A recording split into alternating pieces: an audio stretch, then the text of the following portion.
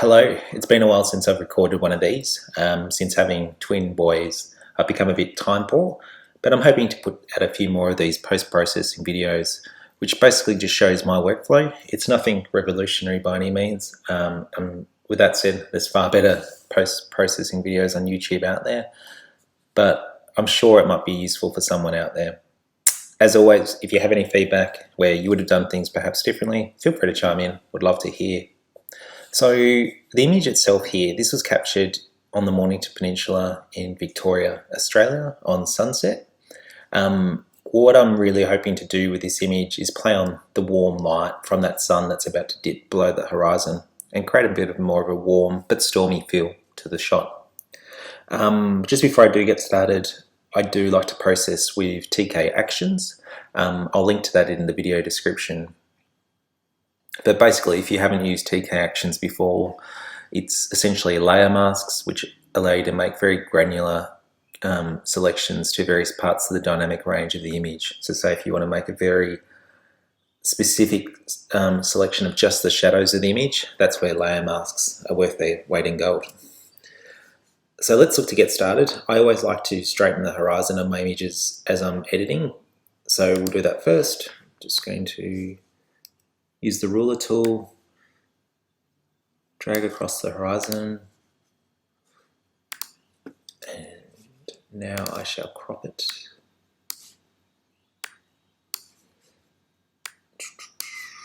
One thing I don't really like about this image is the rocks at the bottom left-hand corner, so I'm going to use the spot healing brush tool and just paint over them to get rid of them.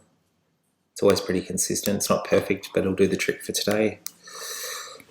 Okay, so first off the list is making some changes to the shadows. So I'm going to select my probably number 3,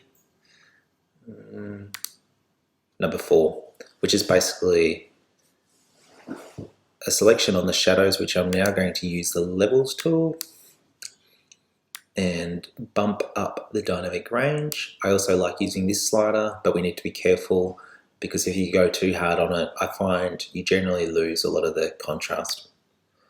So just quite subtle, perfect. So as you can see, it's quite an improvement already. I'm just going to flatten that for the purpose of this video. Oh, actually no, we'll keep it so that way we can do it before and after at the end. Now I'm going to use the mids as I like to do, very similar here, but instead of just controlling the shadows, I'm going to play with the shadows, highlights and midtones to just the mid selection.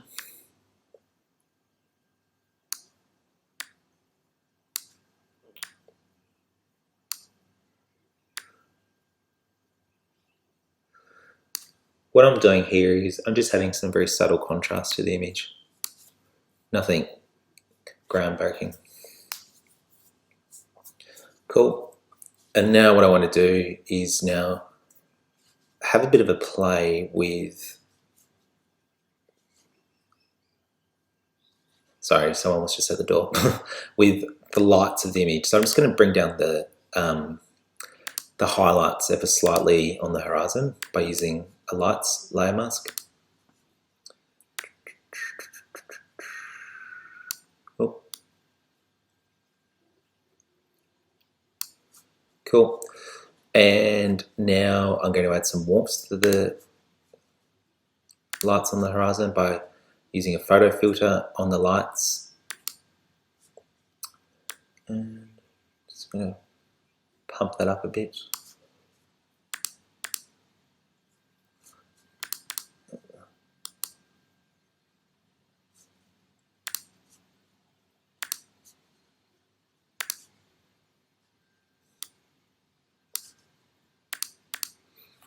It's better. With this though, rather than just apply it on the horizon, it's also applied to the water, which I don't want. So I'm quickly going to grab the brush, select it to black, and obviously with the layer mask selected, paint over the water to get rid of the warm feeling that it's added to the water.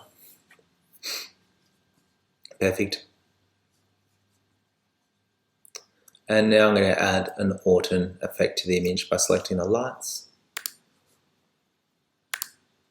I generally like using the Smart Autumn effect. Because this was captured with Sony A7R II, I will set it to roughly around the same level that the megapixel is, which I think, oh gosh, I think it's around 45 or so. It's been a while. So that'll make it look too harsh for my liking. So what I generally do, I will generally drop it down to 0 and slowly ramp it back up in the opacity area. What I'm looking for here is I'm not actually looking at the whole image when I'm applying the Smart Autumn effect. I'm actually just really looking to